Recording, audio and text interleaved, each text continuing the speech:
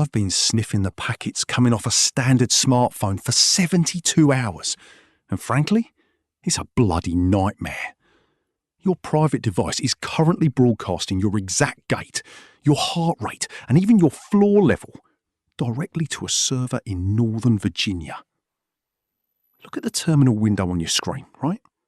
Now, to most of you, this looks like a chaotic stream of raw hex data and gibberish. But to me, it looks like digital treason.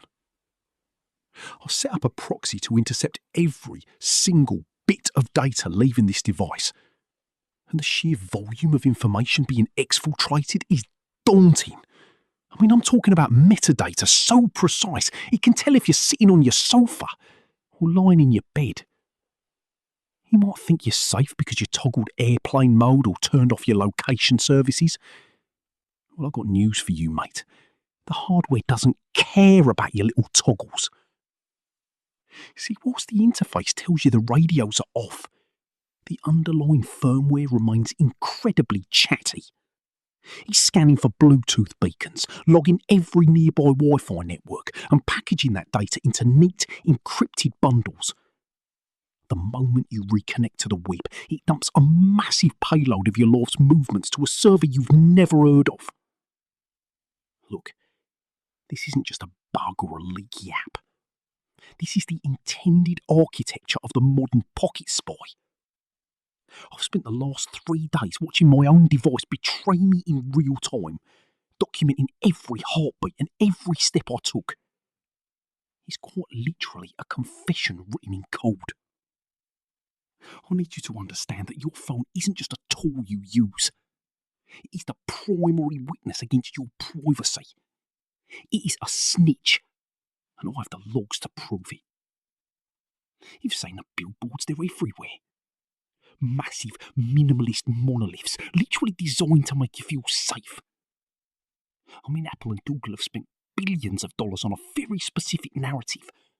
Privacy as a luxury. They want you to believe the threat is some outside hacker or a shady developer in a basement. But the real threat? It's the very architecture of the device in your pocket.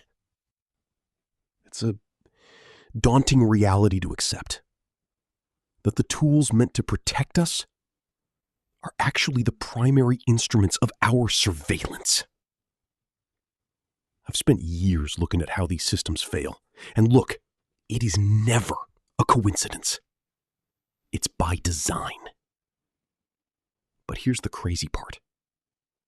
To truly understand how this betrayal works, we have to look at what happens when that data leaves your paper-thin house and enters the shadow economy, where your identity is bought and sold for pennies. See, we're constantly being told that encryption is the ultimate shield, right? Signal, WhatsApp, iMessage, they all brag about end-to-end encryption like it's some sort of impenetrable fortress. Well, look, on paper it is. If I intercept your message, I'm just looking at a massive pile of digital gibberish. But that's just the shiny curtain. It's a distraction designed to make you feel safe while the real heist, the real theft, happens in the shadows. This is where we enter the world of side-channel warfare. Think about it like this. You're inside a high-security building, having a private conversation. The walls, soundproof. The doors, deadbolted. To the outside world, your words are silent. But a sophisticated observer doesn't actually need to hear what you're saying to know exactly. They're looking for indicators of instability. They use your walking style to predict early onset neurological conditions.